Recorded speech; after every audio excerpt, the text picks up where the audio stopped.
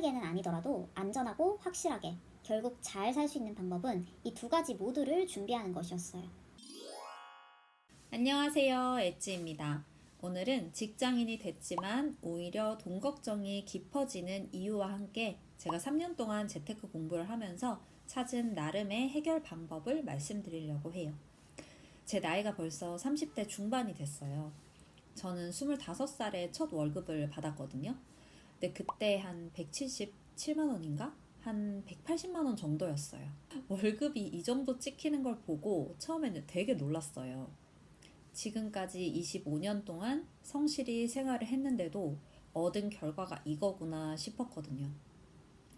월급을 받고 백화점에 딱 갔는데 옷이 너무 비싼 거예요. 가디건이 20만 원이 넘고 그때 아래층에 위치한 좀 고급 브랜드 있잖아요. 거기 가니까 100만 원 넘는 옷들도 굉장히 많더라고요. 당시에 어디서 월급의 반은 저축해야 된다라는 말을 들어가지고 180 중에 90만 원을 떼놓고 나머지 90만 원으로 생활을 하고 있었어요. 근데 옷을 몇십만 원 주고 사면 저는 생활이 안 되잖아요. 자취를 하니까 주거비도 따로 들고 관리비, 식비, 핸드폰비 내면 제가 사용할 수 있는 돈이 굉장히 한정적이더라고요.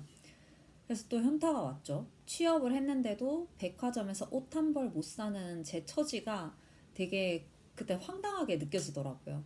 옷값이 비싸지만 누군가는 사기 때문에 그 가격에 파는 거잖아요. 그래서 도대체 어떻게 살아야 이런 옷들을 부담감 없이 살 수 있는 걸까? 그런 생각을 했었어요. 20대 중반에. 이제 주변 선배님들을 보니까 더 암울한 거예요.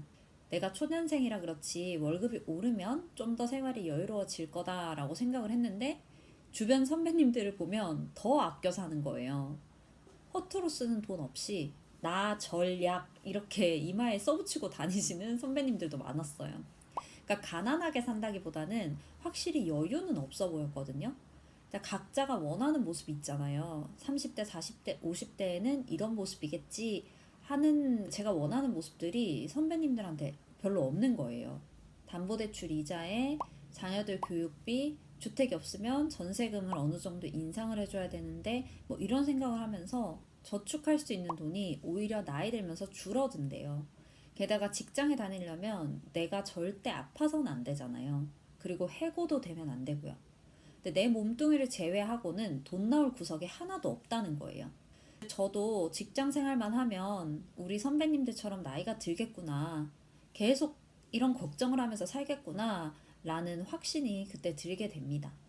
다행히 결혼을 하고 아이를 낳으면서 정신을 차려가지고 그 자산이나 재테크 뭐 이런 데 관심을 가지게 됐어요.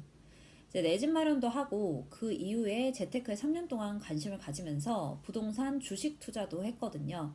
그러면서 느낀 점이 있습니다. 여유로운 40대, 50대가 되려면 이렇게 해야 되겠더라고요. 내 집 마련 이후에는 투트랙으로 가는 거예요. 목돈이 필요한 시세 차익용 투자와 현금 흐름용 투자 이렇게 두 가지 방법으로 가는 게 좋다는 걸 깨달았어요. 부동산으로 20억, 30억 자산이 있다 해도 거기서 나오는 현금 흐름이 없으면 내 생활은 똑같거든요. 오히려 그 담보대출 이자 때문에 더 빠듯하겠죠. 그리고 보통은 부동산 투자를 대출이나 전세금을 끼고 하기 때문에 23년과 같은 역전세로 곤란한 상황이 생길 수도 있습니다. 빠르게는 아니더라도 안전하고 확실하게 결국 잘 살 수 있는 방법은 이 두 가지 모두를 준비하는 것이었어요. 처음에는 가진 종잣돈이 작기 때문에 현금 흐름보다는 시세 차익에 집중하는 게 효율적이긴 해요. 30대에는 대출 껴서 내 집 마련도 하고 배당주나 배당 ETF에 투자를 해서 내가 일하지 않아도 현금 흐름이 나오는 구조를 만들어 가길 시작하는 것을 추천드립니다. 소액이라도 배당금을 받아보신 분들은 아실 거예요. 일을 하지 않아도 통장에 배당금이 따박따박 박히는 걸 보시면 아마 액수를 떠나서 근로소득 외에 다른 곳에도 돈이 들어올 구석이 있다는 게 굉장히 든든하게 느껴지실 거예요. 한 가지 더 좋은 점은 내가 직장을 다닐 힘까지 얻게 된다는 겁니다. 우리가 출근을 하니까 월급을 모아서 배당주를 샀고 그래서 배당금이 나오는 거잖아요. 월요일에 진짜 출근하기 힘든데 그 매달 매달 다르게 꽂히는 돈을 보면 직장 생활을 하는 게 의미가 있게 느껴지더라고요. 또 현금 흐름을 위한 투자를 하다 보면 자동적으로 소비를 컨트롤할 수 있게 돼요. 지금이 배달 음식이나 지금이 쇼핑 한번 참으면 매달 통장에 찍히는 금액이 달라진다. 이렇게 생각을 하니까 되게 기쁜 마음으로 소비를 컨트롤하게 되더라고요. 물건을 사는 기쁨만 알았지만 배당주를 산 이후로는 자산을 사는 게 아주 든든한 기쁨이 될 수 있다는 걸 알게 됐어요. 정리해 볼게요. 월급에만 의지하면 고소득자가 아닌 이상 나이가 들어도 여유로운 삶을 살긴 힘들어요. 그래서 현금 흐름을 만드는 투자가 시세 차익과 함께 가야 합니다. 사회 초년생 때는 짠테크로 종잣돈을 모아서 부동산 투자를 먼저 하는 게 좋다고 생각해요. 효율적이기도 하고 수익률이 좋기도 하고요. 주식 투자로 내가 5천만 원 넣어서 10% 벌면 500만 원이지만 5천만 원 갭으로 3억짜리 집을 사서 10% 오르면 3억 3천, 수익금은 3천만 원이 되는 거잖아요.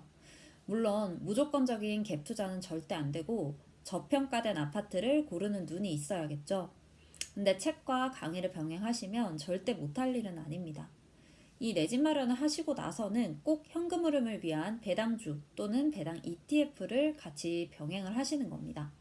저도 어떻게 저평가된 아파트를 찾는지, 어떤 배당주를 골라야 하는지 궁금해서 책도 읽어보고 강의도 듣고 했는데요. 제가 기억하고 싶어서 남겨놓은 영상들이 제 채널에 많아요. 궁금하신 분들은 그 영상들을 참고하시고 스스로 공부도 하셔서 꼭 여유로운 40대, 50대, 60대가 되시길 바랄게요. 그럼 오늘도 부자 되세요. 안녕!